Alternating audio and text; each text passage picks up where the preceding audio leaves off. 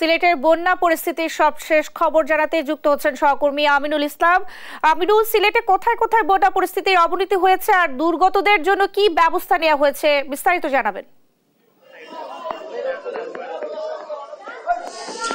আসলে সিলেটে থেকে থেকে বৃষ্টি হচ্ছে, যদিও আসলে গেল কয়েক ঘন্টা যাবত আসলে বৃষ্টি বন্ধ ছিল। এই মুহূর্তে আপনারা হয়তো দেখতে পাচ্ছেন আবারও বৃষ্টি শুরু হয়েছে এবং বৃষ্টি শুরু হলে এখানকার যে জৈন্তাপুর উপজেলা, গোয়াইনঘাট, কোম্পানিগঞ্জ যে উপজেলাগুলো, পাশাপাশি জকিগঞ্জে আজকে পানি বেড়েছে। এসব উপজেলায় কিন্তু আবারও বন্যার একটি ঝুঁকি রয়েছে, যেহেতু বন্যার যে এই কিছুদিন যাবত পানি কমতে শুরু করেছিল বৃষ্টি না থাকার কারণে। এই মুহূর্তে যদি একটু দেখাই, রিলিফ কার্যক্রম চলছে স্থানীয় প্রশাসনের পক্ষ থেকে। এখানে কিন্তু রিলিফ কার্যক্রম শুরু হয়েছে সরকারের পক্ষ থেকে। শুকনো খাবারের পাশাপাশি চাল বিতরণ করেছেন এখানকার উপজেলার যে ইউএনও রয়েছেন, তার মাধ্যমে আসলে এখানে আমরা দেখতে পাচ্ছি যে 10 কেজি করে চাল বিতরণ করা হচ্ছে।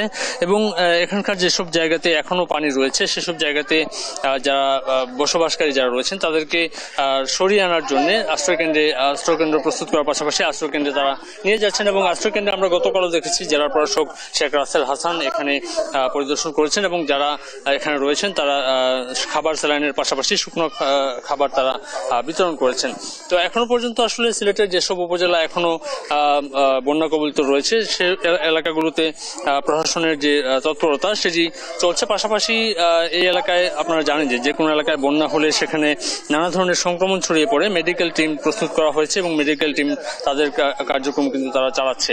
তো এই এখন পর্যন্ত আসলে সিলেটের যে উপজেলাগুলো, বিশেষ করে জকিগঞ্জের কথা যেটি বলি, যে জকিগঞ্জে কিন্তু পানি বেড়েছে, কেননা সুরমা নদীতে কিন্তু এখন চাপ বেড়েছে, যেহেতু এই বন্যার যে পানিটি সেটি কিন্তু ভাটি অঞ্চলের দিকে এই মুহূর্তে চাপ বাড়ছে। বিশেষ করে সুনামগঞ্জের ছাতক উপজেলা, যেটি সিলেটের পার্শ্ববর্তী উপজেলা, এই এলাকাতে কিন্তু পানি বেড়েছে। পাশাপাশি জকিগঞ্জে কুশিয়া নদীর পানি বিপদসীমার উপর দিয়ে প্রবাহিত হচ্ছে এবং সুরমা নদীর পানি এখনো সিলেট পয়েন্টে বিপদসীমার 3 সেন্টিমিটার নিচ দিয়ে প্রবাহিত হচ্ছে। তো এই অবস্থা যদি চলতে থাকে, ভারী বৃষ্টিপাত হয় তাহলে পানি বাড়বে, আর যদি আবারও রোদের দেখা মিলে তাহলে কিন্তু এই পানির যে উচ্চতা সেটি কমে আসবে। এই ছিল আসলে সিলেট থেকে।